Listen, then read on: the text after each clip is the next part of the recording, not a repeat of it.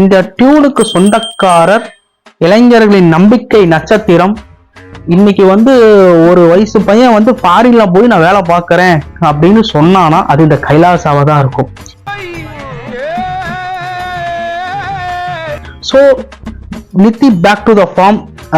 நித்யானந்தா அவர்கள் பல நாசங்களுக்கு பிறகு இன்டர்போலே தேடின ஒரு நித்யானந்தா இன்று நாட்டை அறிவிச்சு மாஸ் காமிச்சிட்டு இருக்காப்புல. ஸோ நாட்டை உருவாக்க முடியுமா முடியாதா, நித்யாவோட நிலைப்பாடு என்னங்கிற எல்லா விஷயத்தையும் சேர்த்து வச்சு தான் பார்க்க போறோம். Welcome back to the Louis சேட்டைகள்.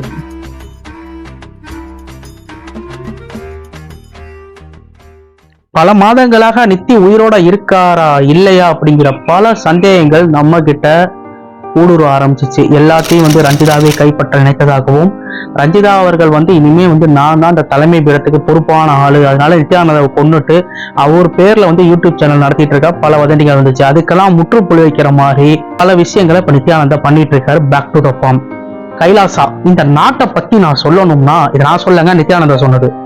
யாரு வேணாலும் உள்ள வரலாம், கல்யாணம் ஆனவங்க உள்ள வரலாம், கல்யாணம் ஆகாதவங்க உள்ள வரலாம். தொழில்துறையை நம்ம கைலாசத்துல வந்து தேடலாம். நம்ம கிட்ட வந்து ராணுவம் இல்ல, போலீஸ் இல்ல, கேஸ் இல்ல. சப்போஸ் நீங்க வந்து பிரச்சனைக்குரியவர்கள், நீங்க வந்து ஏதாவது சண்டை போடுறீங்க அப்படின்னா உங்களுக்கு வந்து பூஜைகள் செய்ய விடுவோம், இல்ல நிறைய நல்ல விஷயங்கள் செய்யவும் தான் உங்களுக்கு நாங்க பனிஷ்மெண்டா கொடுப்போம் அப்படின்னு சொல்லி நித்யானந்தா சொல்லியிருக்காப்புல. நித்யானந்தா அந்த தமிழ் பட சிவா ஒரு விஷயம் பார்த்திருப்பீங்கல்ல, சிவா பீச், சிவா ஏர்போர்ட், அந்த மாதிரி இவர் வந்து ஒரு லிஸ்ட் போடுறாப்புல. Kailasa Switzerland, Kailasa Geneva, Kailasa Kenya, Kailasa Gambia, Kailasa Jamaica, Kailasa Liberia, இந்த மாதிரி பல இடங்களில் கைலாசாவை தோற்றுவிப்பதாக நித்யானந்தா அவர்கள் கூறுகிறார்கள். மேலும் இப்ப இந்த ஒரு வார்த்தை சொல்லுவேன், நீங்க தண்ணியா போட்டு வந்து என்ன வீடியோ பண்றியா அப்படின்னு சொல்லி மட்டும் நினைச்சிடாதீங்க. இதை நான் எழுதியே வச்சிருக்கேன். இன்னொரு ஒரு முக்கியமான ஒரு பேர்களை வந்து இந்த கைலாசா இயங்கும் அப்படிங்கிற மாதிரி சொல்லியிருக்காப்ல பாருங்க. உசும் இசும் கிங்டம், ஈகோட் இலா எஃபியும் கிங்டம், அக்வா மிக்வேட் ஏசு ஏடம் கிங்டம், பா நபோபியா இக்பாய் ஓஹும் கூ கிங்டம், கூ வருதுங்க. அடுத்து இபோக்கு எசிட் எடிக் எஃபியூக் எபோ கிங்டம், எடிபோ எஜக்காம் கிங்டம், பராஹோ கிங்டம். இதெல்லாம் கேட்கிறப்பே எனக்கெல்லாம் தலையை சுற்றி விட்டது என்றுதான் நான் கூற வேண்டும். அப்பேற்பட்ட புனிதமான பெயர்களில் இவர்கள் வந்து அந்த இடத்துல வந்து கைலாசாவை நான் நிறுவ போகிறேன் என்று ஆணித்தரமாக கூறுகிறார். ஆனா கூகுள் மேப்ல பார்த்தோம்னா நீ யாரா வேணா அப்படின்னு சொல்லிட்டு போடனிலே 2 அடி அடிச்சு வெளில அனுப்பிச்சு விட்டுறது நம்ம கூகுள் மேப்பு. ஆனா என் தலைவன் வந்து கூகுள் மேப் எல்லா இடத்துலையும் ஆட்சி புரிவாண்டா அப்படிங்கிற மாதிரி அவர்கள் சீடர்கள் இப்போது சொல்லி கொண்டிருக்கிறார்கள். நீங்க கைலாசத்துக்கு வரீங்களா, தொழிலை தொடங்குங்க. நீங்க கைலாசத்துக்கு வரீங்களா, உங்கள்கிட்ட காசு இல்லையா, வந்து வேலை பாருங்க. நீங்க கைலாசாக வரீங்களா, அங்க பல விஷயங்களை தெரிந்து கொள்ளுங்கள். ஆன்மீக தியானங்களை நான் கற்றுத்தருகிறேன். நீங்க கைலாசத்துக்கு வாங்க. எந்த நாட்டுல வேணாலும் வரலாம், எந்த பாரபட்சமும் இல்லை. இருக்கிறவங்களும் வரலாம், இல்லாதவங்களும் வரலாம், அனைவரும் சரிசமம் தான் அப்படின்னு சொல்லி யுனைடெட் நேஷன்ட்ட இன்ன வரைக்கும் கதறுன்னு நித்யானந்தா அவர்கள் கதறி கொண்டுதான் இருக்கிறார்கள். காரணம் என்ன அப்படிங்கறத பின்னால சொல்றேன். பட் கைலாசாவை வந்து இப்படிதான் நான் வந்து கொண்டு போறேன். ஹிந்துவோட இப்ப எப்படி வேட்டிகன் சிட்டி வந்து கிறிஸ்டியனோட ஒரு மார்க்க நாடா இருக்கோ அது மாதிரி இந்துக்களோட பிரபஞ்ச தேசமா இது வந்து கண்டிப்பாக திகழும் என்று நித்யானந்தா அவர்கள் பலமாக கூறுகிறார்கள். ரொம்ப ஹைலைட்டான விஷயம் நான் பார்த்து பிரமிச்சது என்ன அப்படின்னா, ஒரு அமெரிக்கா நாட்டுல வந்து அந்த ஸ்கிரீன் ஒண்ணு ஓடும்ல இருக்கலாம், அந்த ஸ்கிரீன்ல வந்து நித்யானந்தாவோட அந்த வீடியோ ஒண்ணு போயிட்டு போய்கிட்டு இருக்காப்ல. அது மட்டும் இல்ல, நான் பார்த்த ஒரு 3 கமெண்ட் எனக்கு பார்த்து உண்மையிலே நச்சு கமெண்டா இருந்துச்சு. சில யூடியூப் பக்கங்கள்ல வந்து இந்த கமெண்ட்ஸ் எல்லாம் படிப்பேன். அதை பாக்குறப்ப எனக்கு ரொம்ப சிரிப்பு வந்தது. என்ன அப்படின்னா, இவன் தான்டா தமிழன் அப்படின்னு சொல்லிட்டு ஒரு கமெண்ட் போட்டிருந்தாரு ஒருத்தர். இன்னொருத்தர் யாராவது சினிமாக்காரங்களா புடிச்சு தேடுங்க, நித்தி தமிழ்நாட்டுல தான் இருக்கணும், அவர் தான் வந்து இந்த கிரீன் மேட் வேலையெல்லாம் பார்த்து இங்கேதான் பதுங்கி இருக்காரு அப்படின்னு சொல்லி ஒண்ணு படிச்சேன். 2 விஷயத்த பார்க்கணும். ஒன்று, நித்யானந்தா யார் அப்படிங்கிறது எல்லாத்துக்கும் தெரியும். நான் சொல்லி ஒன்றும் புதுசா ஒன்றும் இல்லை. பட் ஒரு ரீவெண்ட் ஸ்டோரி. ஒரு நாடு அமைக்க என்னென்ன தேவை, இது நித்யானந்தா வந்து இப்போ வந்து ஒரு முடிவோட இருக்காப்புல. அதனால பல இளைஞர்களை தன் கட்டுப்பாட்டுக்குள் வைத்துக் கொண்டு இவ்வாறு செய்கிறார் அப்படின்னா அது மிகையாகாது. திருவண்ணாமலையில ராஜசேகர நாயக பிறந்து வளர்ந்த நம்ம நித்தி அன்னைக்கு வந்து ஒரு பெரிய ஐத்தங்காரம் கூட கிடையாது. ஒரு நார்மலான ஒரு வாழ்க்கையை வாழ்ந்து கொண்டு கிட்டத்தட்ட 14 வயசுலயே வந்து நான் ஆன்மீகத்துக்குள்ள போகிறேன் அப்படின்னு சொல்லிட்டு அபிஷியலா தன்னோட 17-18 வயசுல அவர் வந்து ஆன்மீக பயணத்துல வீட்டை விட்டு வெளியேறாரு. தன்னோட குருவா யார் நினைச்சுக்கிட்டு இருக்காருன்னு பாத்தீங்கன்னா ஆன்மீக குரு ரமண மகரிஷி, ராமகிருஷ்ண பரமஹம்ச குரு, இவர்களைத்தான் அவர் வந்து தன்னோட குருவா தேர்ந்தெடுத்துட்டு இருக்காரு. கிட்டத்தட்ட பெங்களூர்ல வந்து பிடடியில அப்படிங்கிற ஒரு இடத்துல ஆசிரமத்தை தோற்றுவிச்சு அவர் வந்து அப்படியே மெல்ல மெல்ல மெல்ல உயர்றாரு. உயர்ந்ததுக்கு அப்புறம் என்ன ஆகுது அப்படின்னு பாத்தீங்கன்னா வீட்டுல வந்து இவரோட போட்டோ எடுத்து வழிபடுவாங்க. அந்த அளவுக்கு வந்து தியானம், சொற்பொழிவு, அது வந்து ஒரு ஃபன்னா பேசி மக்களை கவர் பண்றதுல நம்ம வாழ்க்கை இல்லாடி தேடி ஒருவருக்கு சிறப்பு தியானம் சொற்ப ரூபாயில வந்து இவர் வந்து தியானம் கத்து கொடுக்குறாரு. மெடிடேஷன், பல வகை மெடிடேஷன் இருக்கு, அந்த வகையில கண்டு கொடுக்குறாரு. அப்ப ஆரம்பிக்கிறப்ப 30 நாடுல கிட்டத்தட்ட 12,000 ஆசிரமங்கள் வந்து நித்யானந்த பேர்ல ரெஜிஸ்டர் ஆயிருக்கு. கோவிலா இருக்கட்டும், குருகுலமா இருக்கட்டும், இல்ல ஆசிரமமா இருக்கட்டும், இந்த மாதிரி வந்து ஒரு பவுண்டேஷனா வந்து இப்ப நடத்திக்கிட்டு இருக்காங்க. 3 விஷயம் அப்ப எனக்கு ஞாபகம் இருக்கு. கதவை திற காற்று வரட்டும், மனதை திற மகிழ்ச்சி பொங்கட்டும், ஆத்மாவை திற ஆனந்தம் பெருகட்டும், இப்படிங்கிற தலைப்புல வந்து குமுதத்துல அவர் எழுதிக்கிட்டு இருக்கப்ப இப்பதான் ஒரு சன் டிவி என்டர் ரொம்ப நாளா வாட்ச் பண்ணிக்கிட்டே இருக்கு. குங்குமத்தை வந்து குமுதம் வந்து கொஞ்சம் டிஃபீட் செய்து கொண்டிருக்கிறது அப்படின்னு தெரிஞ்சுக்கிட்டாங்களா அப்படிலாம் நீங்க கேட்க கூடாது, எனக்கு தெரியல. சோ ஒரு பிளான், ஒரு விஷயம் நடக்கும்ல, நல்லா ஹைப்ல போய்கிட்டு இருக்கப்ப அந்த ஒத்த விஷயம் போட்டு அடிச்சிச்சு அப்படின்னா அது அந்த ஒரு விஷயம்தான். நீ கதவை தர காத்து வரங்கட்டும் அப்படின்னு சொல்லும் போது ஒரு சூரிய டிவி என்ன செய்ததுன்னு ஊருக்கே தெரியும். சோ அவங்க பண்ண ஒரு வேலை இன்னைய வரைக்கும் நித்யானந்தா வந்து ஒரு ட்ரோல் மெட்டீரியல் ஆக்கியிருக்கு அப்படின்னா அந்த ஒரு விஷயம் தான். குமுதத்துல கட்டுரை எழுத சொன்னா கட்டுரை தான் எழுதணும், இப்படி கட்டுரை பத்து சரசம் பண்ணக்கூடாது. வெளியில பார்த்துக்கிட்டு இருக்கிற சில சாமியார்கள் போல நடித்துக் கொண்டிருக்கும் சில வேடக்காரர்கள் இந்த முறையில் இப்படி இருக்காங்க அப்படின்னு சொல்லிட்டு சன் டிவி வெளிச்சம் போட்டு காட்டியது. அதுக்கப்புறம் என்ன பண்றது, கேஸ் மேல கேஸ். இதுக்கப்புறம் இது விஷயம் எனக்கு நல்லா ஞாபகம் இருக்கு. சன் டிவிக்காரங்க எந்த அளவுக்கு குசும்பு அப்படின்னா வீடியோலாம் அவங்க ரெடி பண்ணிட்டாங்க. நியூஸ் பேப்பர்ல வந்து மறுநாள் வரப்போகுது நித்யானந்தா அந்த ரஞ்சிதா வீடியோ. அதுக்கு முன்னாடி வந்து பாத்தீங்கன்னா சன் டிவில வந்து ஜெய்ஹிந்த் படம் அந்த பாட்டு இருக்கு பாத்தீங்கன்னா அதான் ப்ரொமோவா போட்டிருந்தாங்க. போதை ஏறி போச்சு, தும்பு சாக்கு சாக்கு சாக்கு முத்தி மாறி போச்சு. ஸோ இப்பேற்பட்ட ஒரு நக்கல் நயாடி பிடிச்ச ஒரு சன் டிவி மறுநாள் வந்து நியூஸ் பேப்பர் தினகரன்ல போடுறாங்க ஜெய்ஹிந்த் படத்தில் நடிச்ச அந்த ரா நடிகை, ரா எழுத்தில் நடிகை யாருக்குமே தெரியாதுல்ல, அது சரியான குழு இல்ல. சோ இப்படிதான் சன் டிவி வந்து நித்யானந்தா வச்சு செஞ்சிச்சு, குமுதத்தை அதுக்கு மேல வச்சு செஞ்சிச்சு. சோ இந்த சூரியன் பண்ண வேலை தான் இன்னைக்கு வந்து ஒரு நிலைமை தலைகளா மாறுவதற்கும் தமிழ்நாட்டை விட்டு போவதற்கும் ஒரு முக்கிய காரணமாக இருக்கிறது. நித்யானந்தா முடிஞ்சுன்னு சொல்லிட்டு அவர் ஆசிரமங்களை தீ வச்சாங்க, அடிச்சு நொறுக்குனாங்க.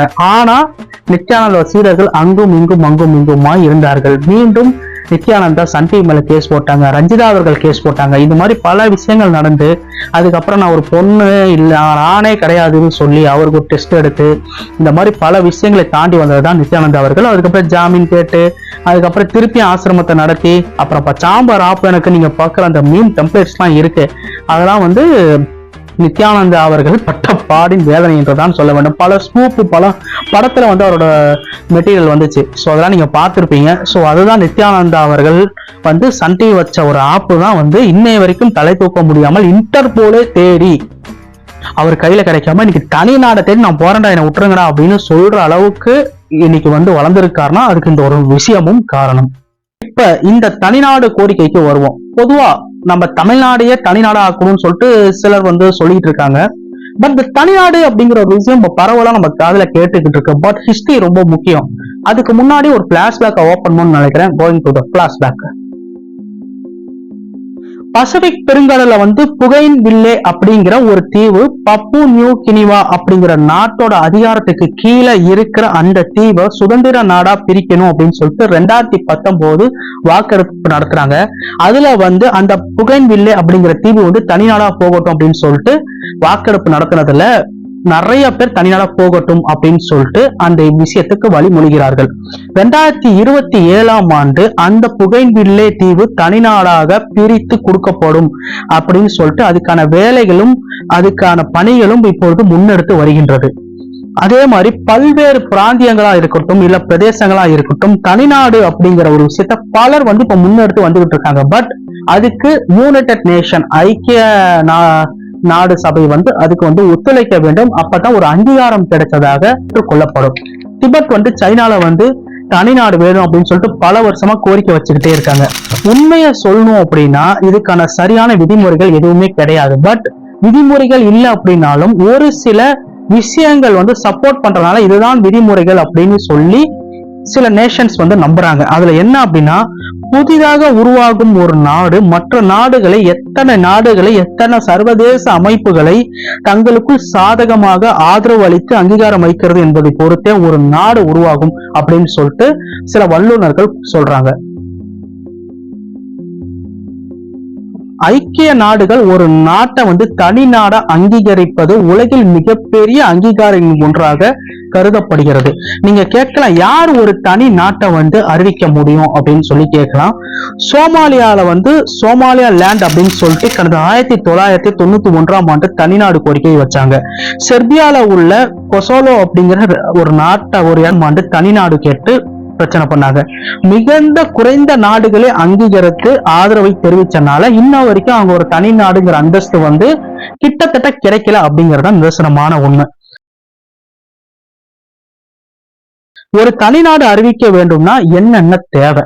1993 மாண்டிவிடியோ கன்வென்ஷன் அப்படிங்கிற ஒரு 4 விஷயங்களை எடுத்து சில ஐக்கிய நாடுகள் அந்த சாராம்சத்துல சேர்க்குது. அது ஒரு வரையறுக்கப்பட்ட ஒரு நிலப்பரப்புல, அந்த நிலப்பரப்புல அதுக்கான வாழ்வதற்கான மக்கள், நிலப்பரப்பின் மக்களை நிர்வகிக்க ஒரு அரசாங்கம், மற்ற நாடுகளோடு உதவும் முறையை உருவாக்கும் திறன் ஆகிய 4 விஷயங்கள் இருந்தா போதுமானது அப்படின்னு சொல்றாங்க. பட் 1933 ஆரம்பிச்ச இந்த விஷயம் 1945 சில சேஞ்சஸ் மட்டும் பண்றாங்க.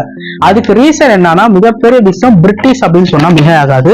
1945 சுய நிர்ணயம் செய்து கொள்வது தொடர்பாக ஐக்கிய நாடுகள் சபையில் சாசனத்துல சேர்க்கப்பட்டது. இந்த சுய நிர்ணயம் செய்து கொள்ளுதல் இதோட விஷயம் என்ன அப்படின்னு பாத்தீங்கன்னா, பீப்புள் சாய்ஸ், அதாவது நிலத்தில் வாழும் மக்கள் தங்களை யார் ஆளணும், தங்களை வந்து யார் வந்து நிர்வகிக்கணும் அப்படிங்கிற மக்களுக்கு அதிகாரம் உண்டு. இந்த சேஞ்சஸ் கொண்டு வந்ததுக்கு அப்புறம் தான் சில நல்ல விஷயங்கள் நடந்ததா சொல்றாங்க. ஒரு சில காலனி ஆதிக்க நாடுகள் உலகில் உள்ள பல நாடுகளை ஆட்சி செய்து கொண்டிருந்த பொழுது கொண்டு வரப்பட்ட சட்டம் தான் இந்த சட்டம்.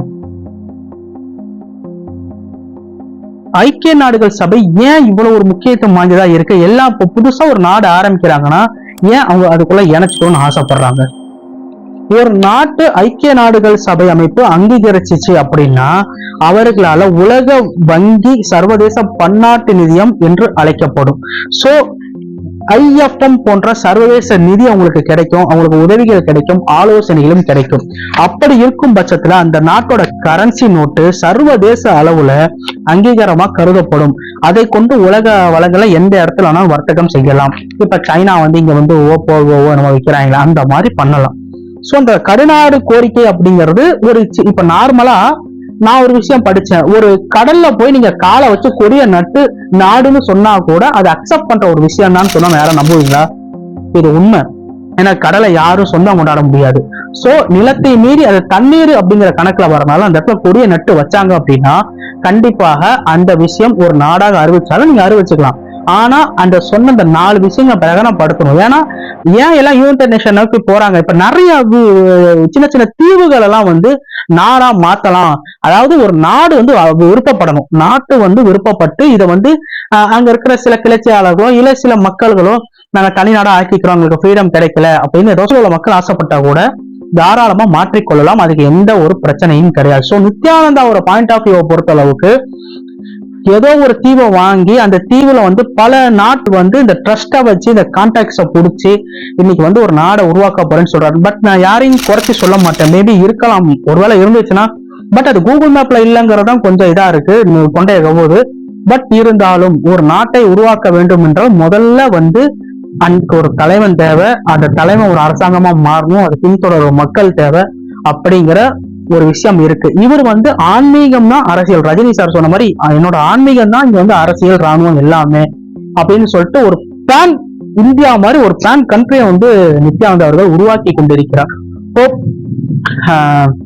எனிவேஸ் மேபி நித்யானந்தா வந்து நாடு ஓபன் பண்றாரு, நித்யானந்தா நாட்டை உருவாக்குறாரு, உருவாக்காமையும் இருக்கலாம். இல்ல திடீர்னு வந்துட்டும் போயிட்டும் இருக்கலாம். சொல்ல முடியாது என்ன மைண்ட்ல இருக்காங்க அப்படின்ட்டு. ஆனா என்னோட மைண்ட் செட் என்னன்னா, ஏதோ ஒரு தீர்வு 12 வருஷத்துக்கு முன்னாடியே ஒரு வீடியோ ஒன்று போட்டிருந்தாரு. அதிகாரப்பூர்வமா சில அறிவிப்பு வச்சுட்டு இருக்காரு. ரஞ்சிதா அவர்களே வந்து பிரைம் மினிஸ்டர் ஆகலாம். ஹோப் எனிவேஸ் இந்த வீடியோ உங்களுக்கு பிடித்திருக்கும்னு நான் நம்புறேன். பிடிச்சிருந்துச்சுன்னா உங்க ஃப்ரெண்ட்ஸ்க்கு லைக் பண்ணுங்க, ஷேர் பண்ணுங்க, சப்ஸ்கிரைப் பண்ணுங்க, அண்ட் கூட இருக்க பெல் ஐக்கானையும் பிரஸ் பண்ணுங்க. And thank you and love you all.